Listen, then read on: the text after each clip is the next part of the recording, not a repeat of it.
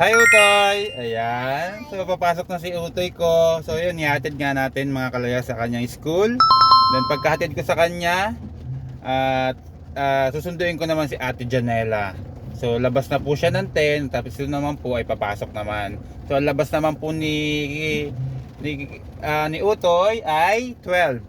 12 pa po ang labas niya. Ito nga, nakasasakyan kami kasi po dapat ay magta-tricycle lang kami. Lakas po ng ulan.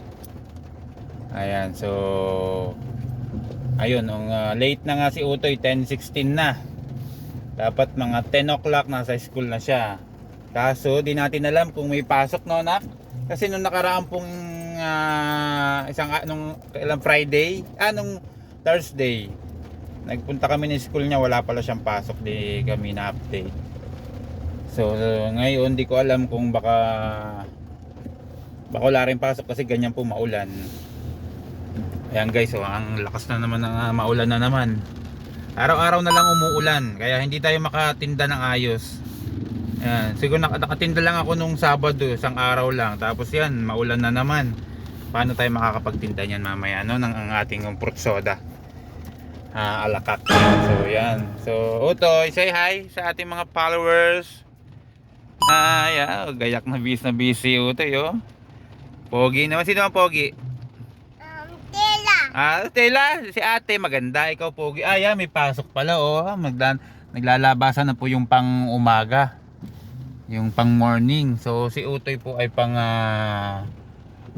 alas 10. Ayan, oh, yung mga estudyante, oh, yan. So dito po yung school niya sa may barangay Tinamnan.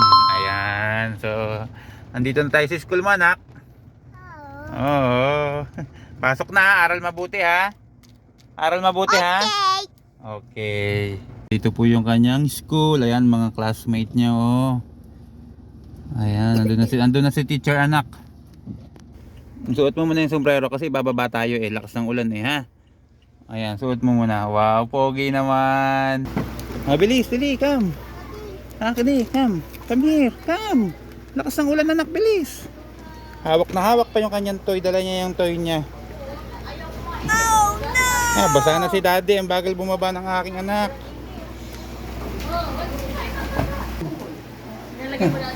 Say hi kay teacher. Hello. Sit down na, sit down. Dali. Sit down na. Saan ang iyong share? Doon po. Ayan. Maulan. Sit down na, sit down. Diyan ka na. Sunduin ko muna si ate, ha? So yun, nahatid ko na ang aking baby. So si Ate Janela naman ang susunduin ko. Yan, napakalakas na naman ang ulan talaga.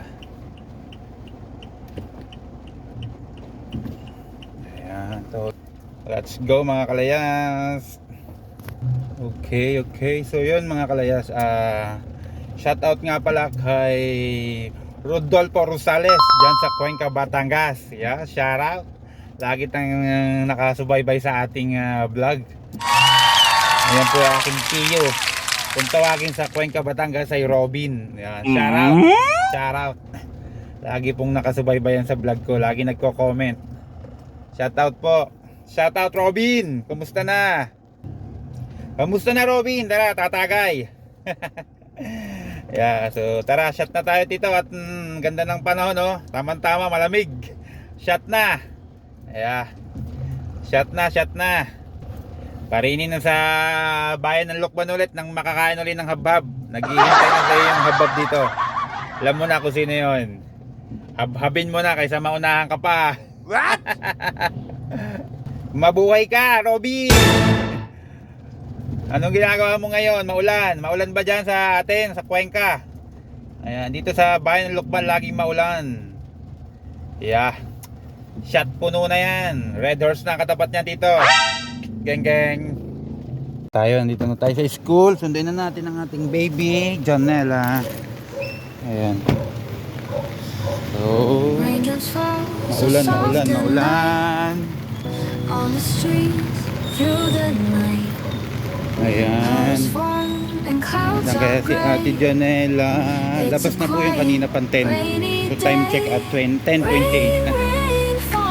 Naghihintay na yun. Galit na si Ate Janela, late na tayong sa mundo. Tagal kasi ni Utoy bumaba ng sasakyan.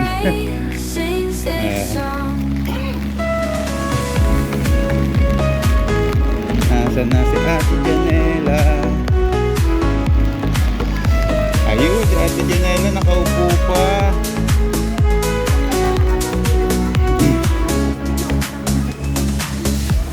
Hey, hey! Oh, let's go! Oh, ayan, oh, ang gagawa mo? Susulat? Kuha na yung tumbler mo. To-drawing kayo? Galing naman. Oh, babay daw, babay. Close mo na yung close mo. Ah, sira na ba yan? Ano? Let's go. Ha? Okay, okay. Kita daw kayo bukas ni yung classmate mo. Bye-bye. Bye-bye. Bye-bye. Bye-bye, Janela. Bye-bye daw. Oh. Bye-bye. Ano ginawa mo today? Nagsulat ang pasa. Nagsulat ng? Basta hindi ko na alam. Hindi mo na alam. Daddy, Yes. hindi ako nagpunta kay ate. Hindi ka nagpunta kay ate.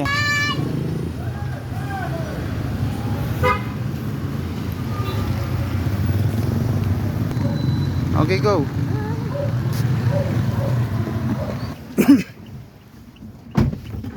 Ay, Hello.